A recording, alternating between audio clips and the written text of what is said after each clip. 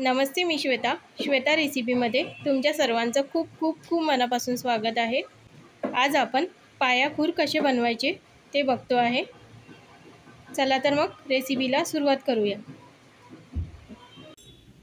खूर बनवण्यासाठी सर्वात आधी मी इथे खूर स्वच्छ धुवून आणि त्याला कुकरमध्ये घालून त्यामध्ये 1 ते 1.5 ग्लास पाणी घातलेलं आहे।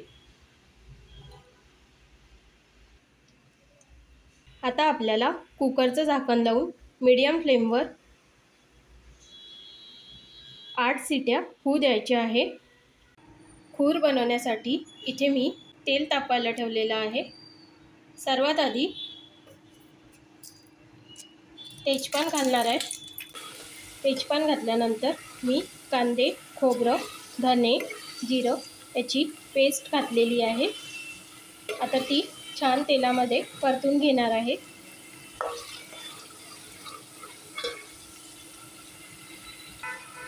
इथे मी मोठ्या चमच्यानी 2 ते 2.5 चमचे पेस्ट घातलेली आहे। आता या पेस्टला मी तेलामध्ये छान परतून घेणार आहे। थोडी पेस्ट लालसर झाल्यावर यामध्ये मी आलं लसूण पेस्ट घालणार आहे। आलं लसूण पेस्ट घातल्यानंतर पण आपल्याला मसाला छान तेलामध्ये परतून घ्यायचा आहे। याला छान लाल कलर येईपर्यंत आपल्याला मसाला तेलामध्ये परतून घ्यायचा आहे। लाल रंग येईपर्यंत मी मसाला छान परतून घेतलेला आहे। आता आपल्याला सुके मसाले घालायचे आहे।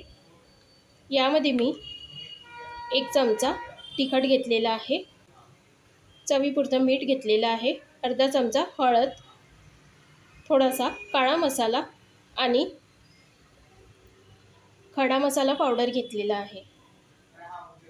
1 चमचा तिखट यासाठी कारण तिखट हे लवंगी तिखट आहे।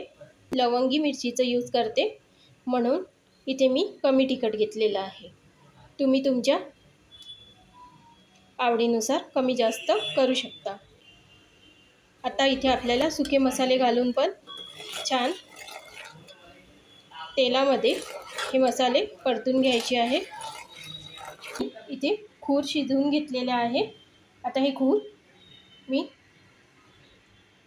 मसाल्यांमध्ये घालणार आहे। खूरमधलं हे जे पाणी असते ते तुम्ही पाया सूप म्हणून थोडं तिखट मीठ घालून पिऊ शकता किंवा मग भाजीमध्ये घातलं तरी चालेल। आता खूर आपल्याला तेलामध्ये आणि मसाल्यांमध्ये छान मिक्स करून घ्यायची आहे। भाजी तेलात आणि मसाल्यात मिक्स केल्यानंतर मी त्यावर एक प्लेट झाकून दिलेली आहे आणि वरून थोडंसं पाणी ठेवणार आहे प्लेटवर।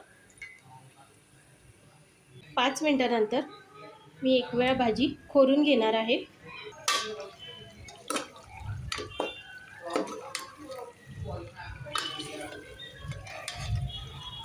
आता 2 ते 3 मिनिटं मी भाजी पुन्हा तेलामध्ये होऊ देणार आहे। प्लेटवर मी इथे पाणी ठेवलेलं आहे। आपण जे कुकरमध्ये खूर शिजवलेले होते तर खूरचं पाणी यामध्ये रस्स्यासाठी घालणार आहे। आता इथे मी खूरचं पाणी आणि जे गरम केलेलं पाणी होतं प्लेटवरचं ते घातलेलं आहे। आता मीडियम फ्लेम करणार आहे आणि रश्श्याला उकळी येऊ देणार आहे। 5 ते 10 मिनिटांनंतर मी एक वेळा खूरला चेक करून घेणार आहे। 10 मिनिटांनंतर मी भाजी एक वेळा चेक केलेली आहे। पुन्हा आपल्याला भाजीला शिजवावं लागेल कारण खूर लवकर शिजत नाही म्हणून आपल्याला पुन्हा याला शिजवायचे आहे। मी कुकरमध्ये खूर शिजवलेले आहे पण कधी कधी खूर नरम नसल्यामुळे ते लवकर शिजत नाही म्हणून मला खूरला आणखी शिजवावं लागेल। यावर पुन्हा मी प्लेट झाकून घेणार आहे आणि मीडियम फ्लेमवर खूरला शिजू देणार आहे। आता पुन्हा 10 मिनिटांनंतर मी भाजी एक वेळा चेक केलेली आहे. भाजी शिजलेली आहे. इथे आपली खूरची भाजी तयार आहे. तर अशा प्रकारे इथे खूर बनवून तयार आहे. तर मग कशी वाटली आजची रेसिपी आवडली असेल तर श्वेता रेसिपीला नक्की लाईक करा. चॅनलला सबस्क्राईब नाही केलं असेल तर सबस्क्राईब पण करा. आपण पुन्हा भेटू एक छानशा रेसिपीसोबत. तोपर्यंत धन्यवाद.